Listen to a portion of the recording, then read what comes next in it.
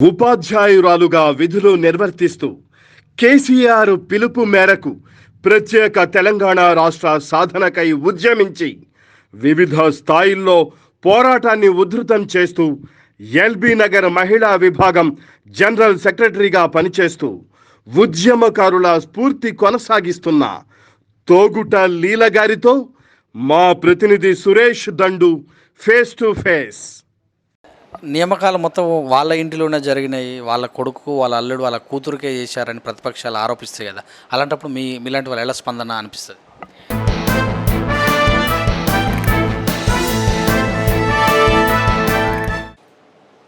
నమస్తే వీధుండి స్వాగతం. ఎలక్షన్ సమాజం. ప్రస్తుతం మనతోటి ఎల్బీ నగర్ టీఆర్ఎస్ పార్టీ మహిళా విభాగ జనరల్ సెక్రటరీ లీల గారు ఉన్నారు. వారిని అడిగి వారి యొక్క ఉద్యమ చరిత్రను, కరోనా పీరియడ్ను తెలుసుకుందాం. నమస్తే మేడం. కరోనా వచ్చింది, మొత్తం మీద సహాయ సహకారాలు చేసినట్టు కూడా తెలుస్తుంది. ఈ కరోనా పీరియడ్లో మరి కేసీఆర్ గారు ప్రజాప్రతినిధులు బయటికి రావాలన్నప్పుడు మీరు బయటికి వెళ్ళారు, ఎలా అనిపించింది ఫస్ట్? ఇప్పుడు మా నాయకుడు కేసీఆర్ గారి పిలుపు మేరకు మేము మన వంతు సాయంగా బయటికి వచ్చి అందరికీ చేయాలి అన్నట్టు వచ్చామండి. సో నా వంతు అయితే నాకు చాలా బాధ అనిపించింది. అసలు నిజంగా తిండి లేకుండా చిన్న చిన్న పిల్లలు, అసలు వలస కూలీలు, కార్మికులు అసలు చాలా బాధపడ్డారు. సో నాకు తెలిసిన ఛానల్ వరకు నన్ను ఎవరు అప్రోచ్ అయినా నేను నా వంతు సాయం చేశానండి. ఎవరికైనా 1 వీక్ సరుకులు అనేవి కరోనా టైంలో అందరికీ ఇచ్చాను. సో ఆల్మోస్ట్ ఎల్బీ నగర్ అంతా కవర్ చేశాను. మన్సూరాబాద్ కానీ, హస్తినాపూర్, హయత్ నగర్, అన్ని డివిజన్స్ నేను కవర్ చేశాను. సో అంటే ఒక మానవతావాదిగా నాకు చాలా ఆత్మతృప్తి అనిపించింది. అంటే ఇలాంటి టైంలో నేను హెల్ప్ చేయగలిగాను, 10 మందికి నేను సాయం చేయగలిగాను. మన ఇంటికి ఒకరు వచ్చి నన్ను అప్రోచ్ అవుతున్నారంటే అది నాకు చాలా సంతోషంగా అనిపించిందండి. అయితే మొత్తం మీద అంటే ఎలాంటి వాళ్ళు ఎలా గుర్తించారు మీరు? వీళ్ళకి నీ అవసరం ఉందని, కరోనాలో వచ్చినప్పుడు వీళ్ళందరూ బయటకు వెళ్ళట్లేదని మీరు ఎలా గుర్తించారు వాళ్ళని? అంటే ఫస్ట్ స్టార్టింగ్లో అండి ఎవరు అడిగితే వాళ్ళకి ఇచ్చేవాళ్ళం. టు బీ ఫ్రాంక్, ఎవరు అడిగితే వాళ్ళకి ఇచ్చేవాళ్ళము. కాకపోతే తర్వాత కొంచెం మిస్యూజ్ అవుతుందని మాకు అర్థమైంది. ఒక ఇంటి నుంచి 2 రావడము, ఉన్న వాళ్ళే తీసుకోవడము, అలా ఫస్ట్ కమ్యూనిటీ హాల్లో పెట్టేసి ఓపెన్గా ఇచ్చేవాళ్ళము. సో ఆ టైంలో బాగా మిస్యూజ్ అయ్యింది. సో ఇట్లా కాదు, మనము ఓన్లీ బిలో పవర్టీ వాళ్ళకు, నిజంగా నిత్యావసరాలు లేని వాళ్ళకు మనం ఇవ్వాలని సంఘాలుగా మనం అప్పుడు విభజించినామన్నమాట. ఆటో సంఘాలు, వలస కార్మికులు, అట్లా. అందులో సార్ కేసీఆర్ గారు ఎవరికైతే సాయం చేయమంటున్నారో, సో అంతా పార్టీ తరఫు నుంచి హైకమాండ్ ఎట్లా నిర్దేశిస్తుంటే ఇంకా మనం అలా చేసుకుంటూ వెళ్ళామన్నమాట. ప్రతి ప్రోగ్రామ్స్ ఇప్పుడే కాదండి, ఉద్యమ టైం నుంచి కేసీఆర్ గారు ఏ పిలిపించినా తప్పకుండా నా వంతు కృషిగా మహిళా విభాగం నుంచి ఇక్కడ ఎల్బీ నగర్ నుంచి నేను ప్రతి యాక్టివిటీ సక్సెస్ చేశానండి. ఇప్పటి నుంచి కాదు, ఒక 14-15 ఇయర్స్ నుంచి నేను చేస్తూనే ఉన్నాను. ఈరోజు వరకు కూడా చేస్తూనే ఉంటాను, ఇక ముందు కూడా చేస్తానని ధైర్యంగా చెప్తున్నాను. ఎల్బీ నగర్ అంటే భవన నిర్మాణ కార్మికులు ఎక్కువ ఉన్న ప్లేస్. ఇక్కడ ఇప్పుడే డెవలప్ అవుతుంది, భవన నిర్మాణం కూడా చాలా జరుగుతుంది. అన్ని రాష్ట్రాల నుంచి కూడా ఇక్కడ వచ్చినటువంటి ప్లేసులు. మరి అలాంటి కార్మికులకు మీరు ఎలాంటి సేవలు చేశారు? అదే అండి, మనము ఫస్ట్ అంటే ఇట్లా మన దగ్గరకు అప్రోచ్ అయ్యింది. ఫస్ట్ స్టార్ట్ ఎట్లా చేసామంటే, ఇంట్లో పని మనుషులు ఉంటారు కదా, సో ఆ అసోసియేషన్ మా ఇంట్లో పని మనిషి కూడా అప్రోచ్ అయింది. అమ్మ మరి వర్క్ లేదు కదా, శాలరీ లేదు అంటే ఫుల్ శాలరీ ఇచ్చి ఒక 1 వీక్ వరకు ప్రొవిజన్స్ ఇవ్వడం జరిగింది. సో తను ఏం చేసింది, తను వెళ్ళి ఒక 10 మందికి మౌత్ పబ్లిసిటీ, పలానా ఇంటి దగ్గర పలానా మేడం ఇస్తుంది అంటే అట్లా వాళ్ళు అంతా ఇచ్చామన్నమాట. సో ఫస్ట్ మనం స్టార్ట్ అయింది ఎక్కడంటే లేడీస్కే. ఎందుకంటే బీయింగ్ ఎ లేడీ, మహిళలకు సపోర్ట్ చేయాలి అన్నట్టు మహిళలకు ఇచ్చాము. తర్వాత ఇట్లా వలస కార్మికుల, మనం ఫేస్బుక్లలో, టీవీలలో చూసి వలస కార్మికుల కష్టాలు చాలా కదిలించేసాయన్నమాట.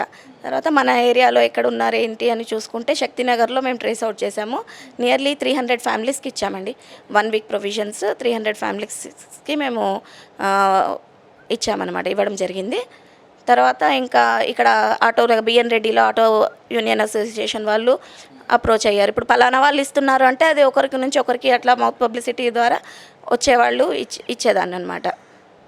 మొత్తం మీద చూస్తే అంటే ఇప్పుడు మీరు ఏమేమి పంచారు వాళ్ళకు? నేనండి ఒక 6 to 7 kgs రైస్, ఆయిల్, ఒక 1 లీటర్ ఆయిల్, 1.5 to 2 kgs కందిపప్పు, కారం పొడి, పసుపు, ఇంకా సేమియా ప్యాకెట్ అండి. ఇవన్నీ కూడా మీ సొంతమేనా లేకపోతే ఏమన్నా ట్రస్ట్ ద్వారా? ట్రస్ట్ అంటూ ఏమీ లేదు. కాకపోతే నేను స్వచ్ఛందంగా ముందుకు వచ్చిన.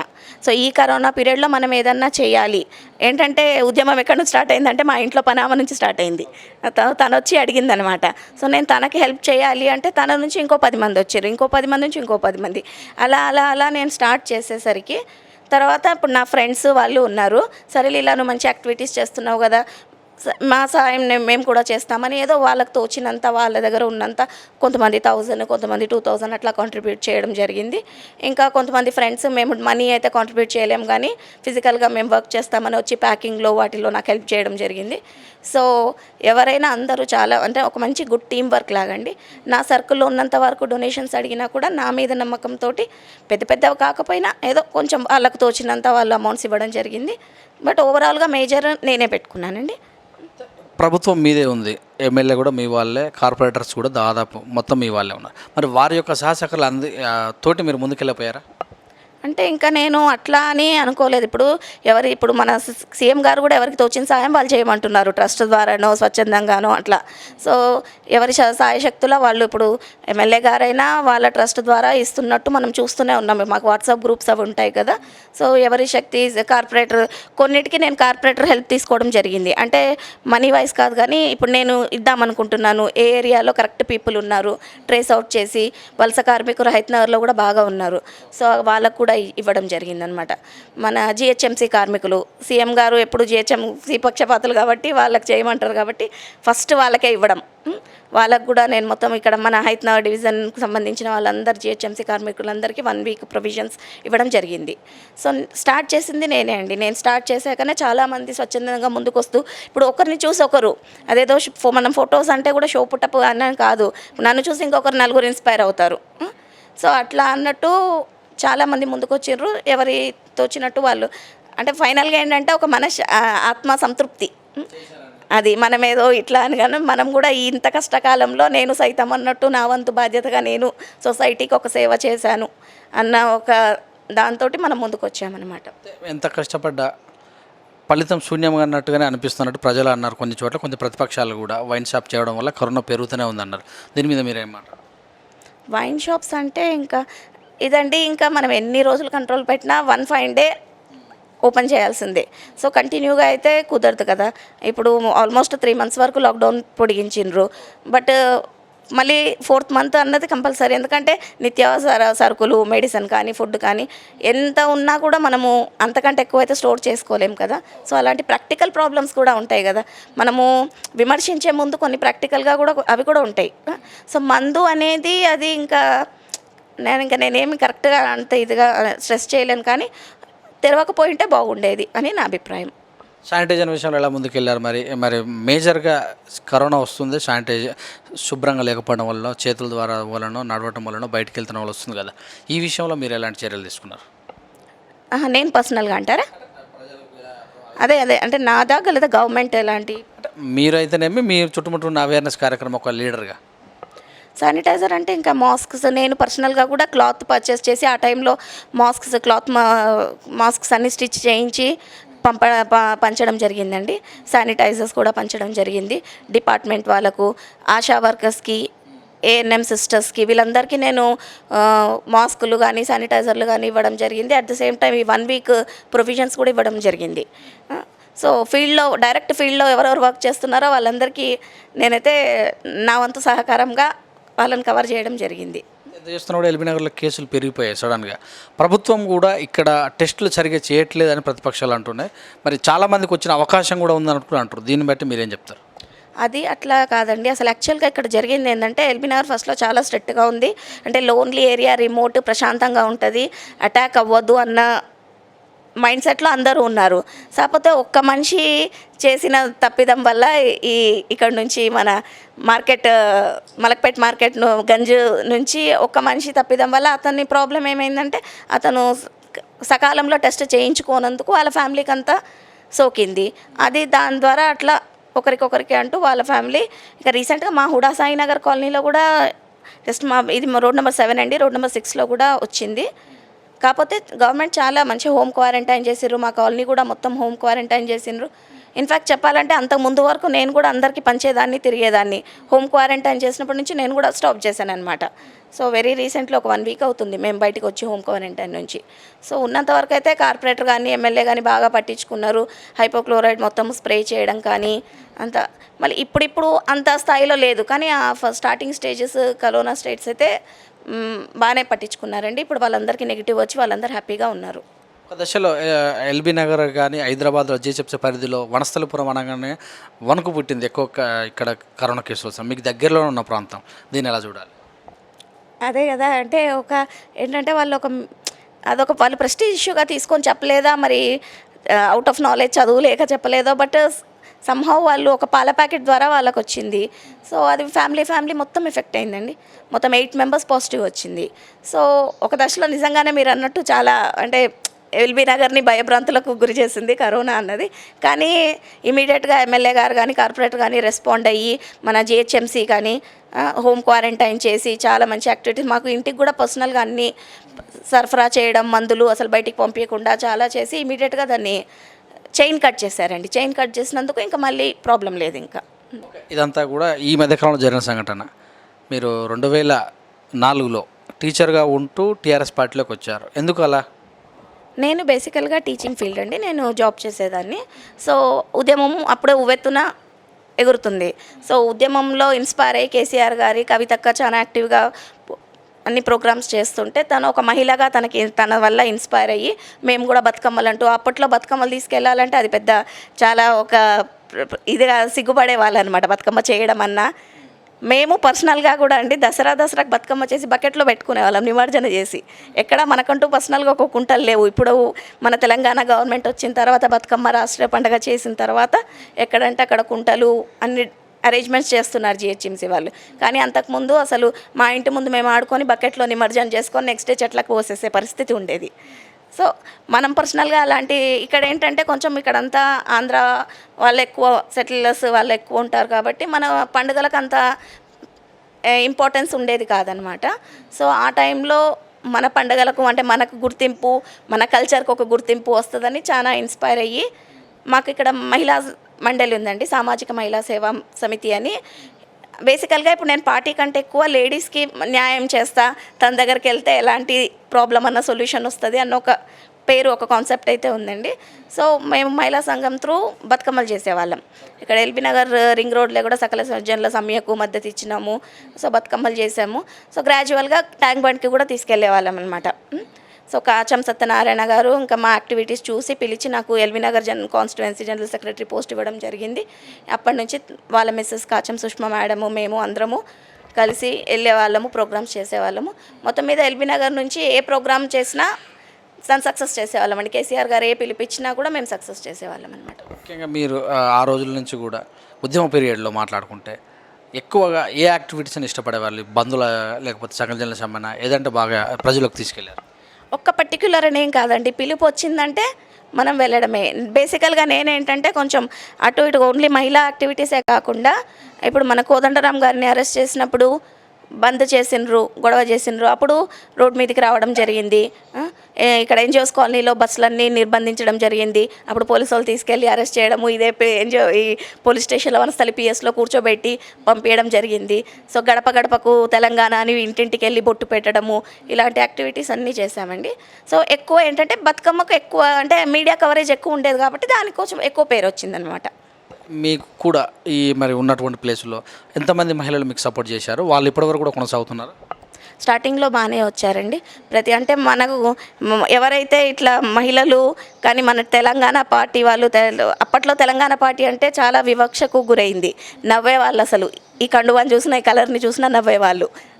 సో ఇది ఏదో యాంటీ సోషల్ థింక్ చేస్తున్న ఫీలింగ్ కూడా ఉందండి.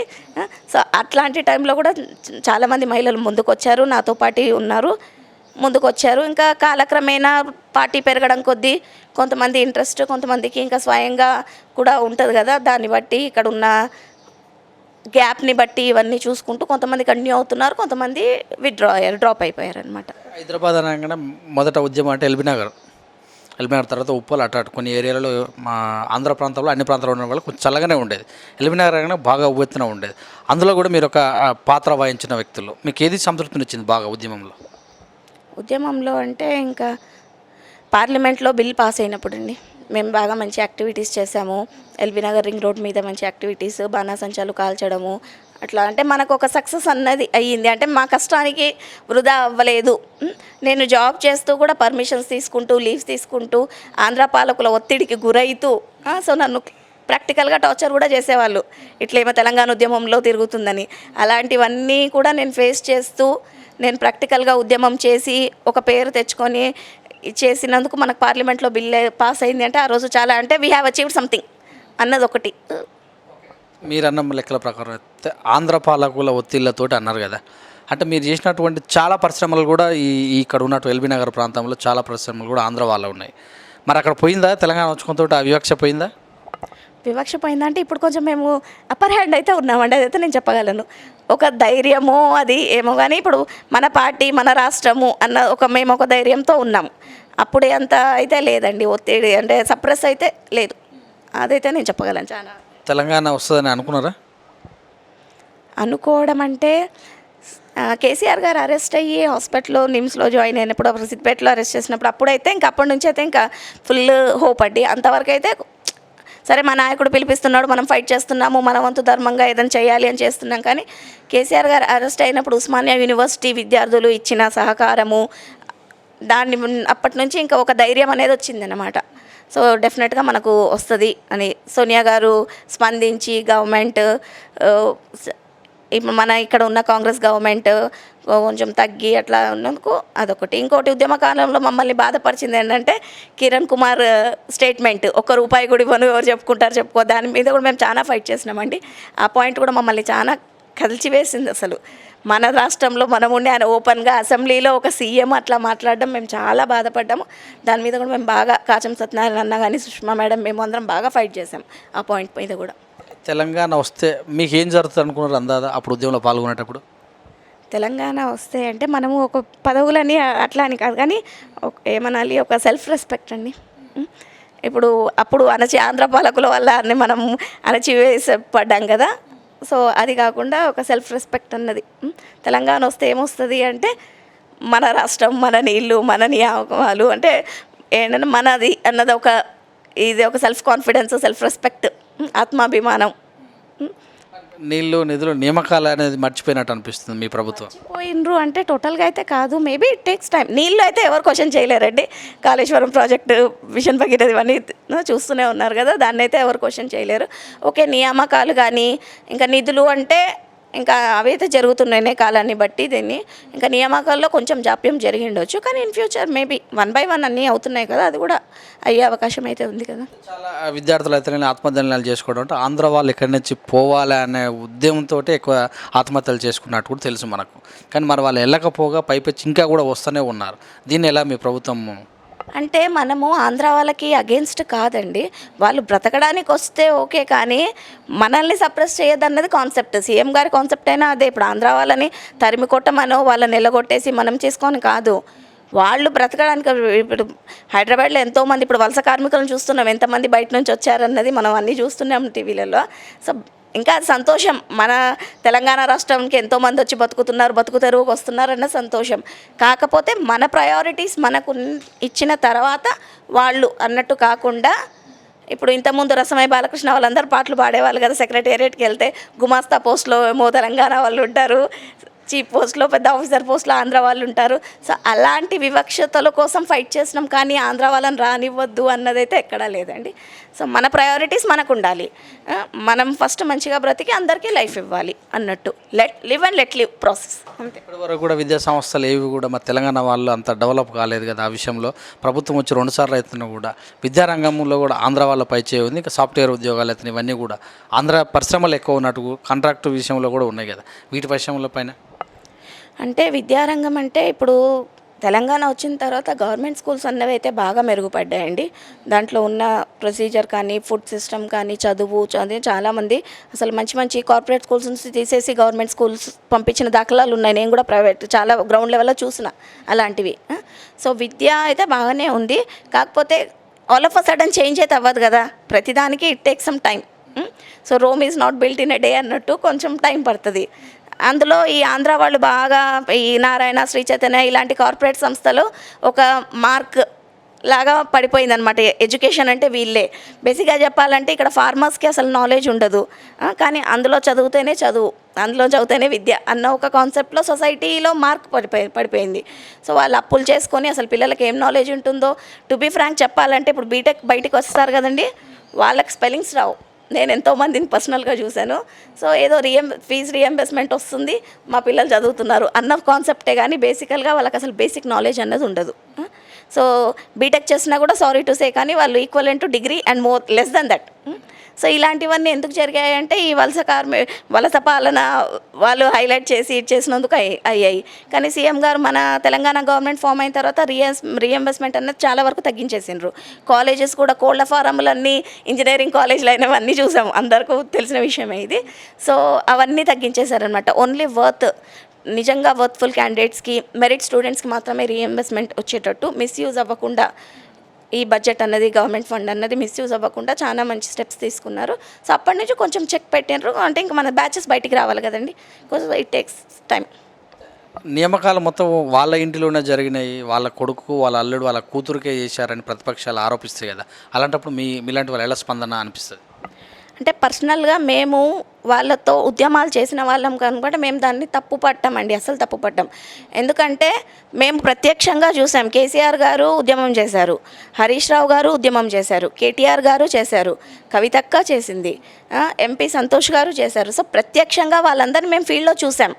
అసలు ఎవరు ఫీల్డ్లో లేరు, డైరెక్ట్ ఓన్లీ సీఎం గారు చేసి వీళ్ళకి పోస్టులు ఇచ్చారంటే మనం ఆ మాట అనుకోవడానికి ఉంటుంది. సో బీయింగ్ అ లేడీ తను చిన్న పిల్లల్ని పెట్టుకొని బయటకు వచ్చి తను ఎన్ని కష్టాలు పడుతూ ఉద్యమం చేసి అసలు నిజంగా చెప్పాలంటే ఇప్పుడు మన తెలంగాణ సంస్కృతికి ఇంత పేరు తెచ్చిందంటే బికాస్ ఆఫ్ కవితక్క. సో మేము పర్సనల్గా చూసాం. తనకు ప్రాక్టికల్గా ఒక లేడీ అయినా ప్రాబ్లమ్స్ ఉంటాయి, అయినా కూడా తను బయటకు వచ్చి ఇంతమందిని జాగృతం చేసి ఒక జాగృతి సంస్థ స్థాపించి ఇంతమంది లేడీస్ని. రీసెంట్గా అండి ఒక కేసు జరిగింది, ఒక అమ్మాయిని వాళ్ళ హస్బెండ్ ఇంట్లోకి రానివ్వట్లేదు. సో తను మన దగ్గరకు అప్రోచ్ అవుతే మేము వెళ్ళి సఖీలో కంప్లైంట్ ఇస్తే సఖీ వాళ్ళు కూడా ఒప్పుకుంటున్నారు. జాగృతి వచ్చిన తర్వాత లేడీస్లో అవేర్నెస్ బాగా పెరిగింది. So they are able to fight for their rights అన్నది అంటున్నారన్న. సో ఒక మహిళలకు జాగృతం చేసింది అయితే కవితక్క అండి, దాన్ని అయితే ఎవరూ కాదనలేని, అది వాస్తవము, దాన్ని ఎవరు కాదు అనలేరు. ఇన్ఫ్యాక్ట్ చెప్పాలంటే నేను ఒక టీచర్ని, ఒక హౌస్ వైఫ్ని, ఈరోజు మీరు నాతో కూర్చొని మాట్లాడి నాకు ఇంటర్వ్యూ తీసుకుంటున్నారంటే ఓన్లీ బికాస్ ఆఫ్ కవితక్క.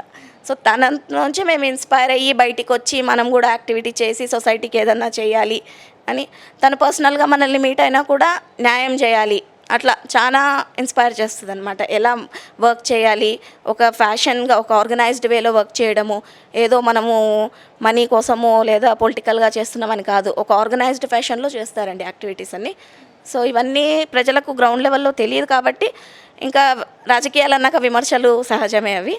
సో అలా ఉద్యమకారులను మర్చిపోయినట్టేనా రెండో టర్మ్లో? ఉద్యమకారులు మర్చిపోయినట్టే అంటే హైకమాండ్ నుంచి అయితే నేనేం అనుకోవట్లే, కానీ ఇక్కడ లోకల్లో అంటే ఇక్కడ మా ఎల్బీ నగర్ అనే కాదు, ఇప్పుడు ఏంటంటే కాలం మారే కొద్దీ కొత్త వాళ్ళు వస్తున్నారు.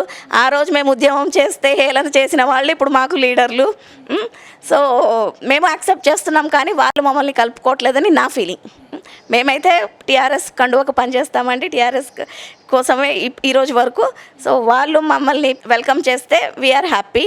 అదర్వైజ్ మా బ్రతుకున్నంత వరకు అయితే మేము టీఆర్ఎస్ కండువ కిందే ఉంటాం, పనిచేస్తూనే ఉంటామండి. వాళ్ళు మమ్మల్ని కలుపుకున్నా కలుపుకోకపోయినా మా వంతు. అప్పుడు అవమానాలే, ప్రభుత్వం వచ్చినాక కూడా అవమానాలే అంటారా? అవునండి, ఇదైతే ఒక బాధాకరణమైన విషయమే. కాకపోతే ఇంకా సరేలే, ఇప్పుడు దేవుడు కరుణించిన పూజారి కరుణించడం అన్నట్టు, సరే పూజారితో మనకేం పని, దేవుడితో మనకు ఉంది కదా అన్న ఒక సంతృప్తితో మేము ముందుకు వెళ్తున్నామండి. మరి ఏమన్నా అడిగారా ఇప్పటి వరకు నామినేటెడ్ పోస్ట్ కానీ ఇంకేదన్నా ఎక్కడైనా టికెట్ ఇస్తే ఇప్పుడు జిహెచ్ఎంసీ ఎలక్షన్లో పోటీ చేసే అవకాశం ఏమైనా ఉందా? అంటే నేను ప్రత్యక్ష రాజకీయాల్లోకి రావాలని ఎప్పుడూ అనుకోలేదు. నాకు చదువు ఉంది కాబట్టి, నేను ఎంఏ ఇంగ్లీష్, సో నేను చదువు ఉంది కాబట్టి నేను నామినేటెడ్ అడిగిన విషయం వాస్తవమే. నేను బయోడేటా కూడా కవితక్కకు సీఎం గారికి ఇచ్చున్నాను. సో సీనియారిటీ ప్రకారం ఫస్ట్ టర్మ్లో కాకపోయినా సెకండ్ టర్మ్లో ఏమన్నా వస్తుందేమో అన్న హోప్తో ఉన్నాను. ఏదో పెద్దదో చిన్నదో అంటే నేను ఒక ఉద్యమకారుగా ఎల్బీ నగర్లో ఒక ఉద్యమకారుగా ఒక గుర్తింపు వచ్చింది కాబట్టి ముందో వెనుకో నాకు అంటూ ఒక గుర్తింపు వస్తుందని ఒక ఆశ అండి, అంతే. అన్ని పార్టీల వాళ్ళు కూడా ఒకే కారులో ఫుల్ అయిపోయారు. కారు రేసులో ఉన్నా కానీ ఇంకా పట్టుకొని మరీ ఎలాడుతున్న సందర్భాలు చూస్తున్నా. మరి మీలాంటి వాళ్ళకి చోటు ఉందంటారా? ఇంకా ఇందాక అదే కదండి చెప్పింది, టైం బీయింగ్ కాదు, మనకి ఏ గవర్నమెంట్ ఉన్నా మనము ఒక గులాబీ కండువని హేళనగా చూసిన రోజు నుంచి మేము గులాబీ కండువ వేసుకొని తిరిగాము. టిల్ డెత్ మాది అదే ఉంటుంది కాబట్టి వస్తుంటారు పోతుంటారు, అది సహజం. ఇది ఒక జర్నీ లాగా, ఎంతోమంది వస్తుంటారు పోతుంటారు, కానీ మా ప్రయారిటీస్ మావే అండి. ముఖ్యంగా తీసుకుంటే మరి ఇప్పటివరకు కూడా ఆ పెద్దలతోటి టీఆర్ఎస్ పార్టీలో కొంతమంది పేర్లు మాత్రమే బాగా వినపడతాయి, వాళ్ళతోటి పని అవుతుందని కూడా తెలుసు. వాళ్ళతో మీకు ఉందా సత్సంబంధాలు? సత్సంబంధాలంటే ఇప్పటివరకు అయితే పాత వాళ్ళందరితో అయితే మనం వెళ్తే కూర్చోవడం, మాట్లాడడం, మనకు స్టేట్ బాడీ మీటింగ్స్ జరగడము, తెలంగాణ భవన్లో ఎవ్రీ ఇయర్ ప్రోగ్రామ్స్, బతుకమ్మ కానీ మహిళా విభాగం ప్రోగ్రామ్స్ కానీ వీటన్నిటికీ ఉద్యమకారులను సత్కరించడము. సో ఒక ఇంపార్టెన్స్ అన్నదైతే ఉంది. సో అది ఉంది కాబట్టి ఇంకా ఒక ఆశ అన్నమాట. సో లోకల్లో ఓకే పట్టించుకోకపోయినా ఎవరి క్యాడర్ వాళ్ళది. ఇప్పుడు ఎవరు వస్తుంటారో వాళ్ళకి ఆబ్వియస్గా క్యాడర్ ఉంటుంది. సో ఆ క్యాడర్ ఒత్తిడిలో మమ్మల్ని నెగలక పోవచ్చు, కానీ హైకమాండ్లో మాకుంది కదా, స్టేట్ బాడీలో మా పేరు ఉంది కదా అన్న ఒక ఆశతోటి ఇంకా మేము అట్లా ముందుకెళ్ళిపోతున్నామండి. మలిదశ ఉద్యమంలో శ్రీకాంతాచారి ఆత్మ బలిదానంతో ఎగిసిపడ్డది. ఆ పీరియడ్లో మీరు ఎక్కడ ఉన్నారు అసలు? ఉన్నానండి. నేను కాచమన్నత అప్పుడు ఉద్యమం చేస్తున్నాను. అసలు అది నిజంగా చాలా బాధాకరం అసలు. సో ఉద్యమము అంత ఉవ్వెత్తున లేచిందంటే శ్రీకాంతాచారి బలిదానం వల్లనే. సో ఆ టైంలో మేము ఉన్నాము. యాక్టివిటీస్ ఎల్బీనగర్ అంటే కాన్స్టిట్యుయెన్సీ జనరల్ సెక్రటరీగా మేము ఎల్బీనగర్ రింగ్ రోడ్లో చేసేవాళ్ళం. ఇప్పుడు రింగ్ రోడ్ మీద వెళ్తూ ఇదే అనుకుంటాం, ఇక్కడ చేసినాం కదా మన ప్రోగ్రామ్స్ అని.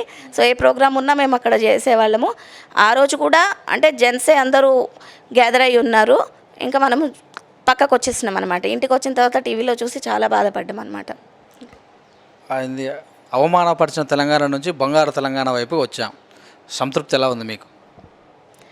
సరే అండి, ఇక మన వంతుగా తెలంగాణ రాష్ట్రం కోసం కృషి చేశాము, సాధించుకున్నాము.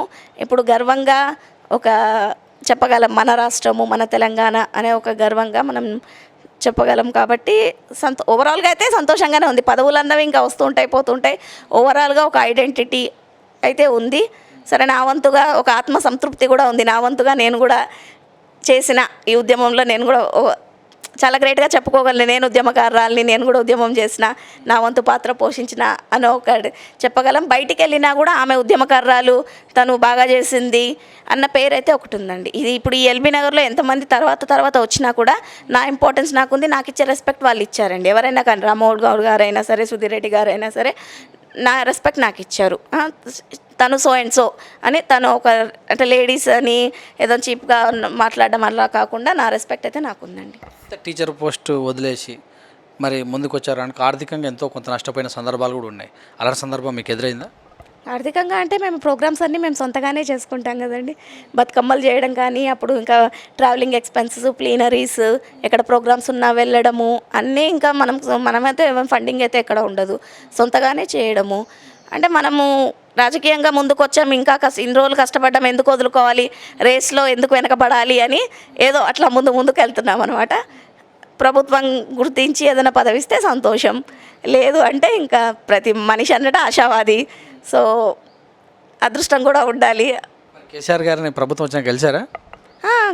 బర్త్డేస్కి కలుస్తానండి. నామినేటెడ్ కోసము బయోడేటా కూడా ఇవ్వడం జరిగింది. సో మనకైతే అంటే తొందరపడద్దు అని అసూరెన్స్ ఉంది. చూద్దాంలే మనము అన్నట్టు కొన్నాం. కానీ దాని తర్వాత నెక్స్ట్ ప్రభుత్వం అంటే ఫస్ట్ టర్మ్లో ఉన్నంత ఎంతూజియాజం ఇప్పుడు సెకండ్ టైం అంత లేదు.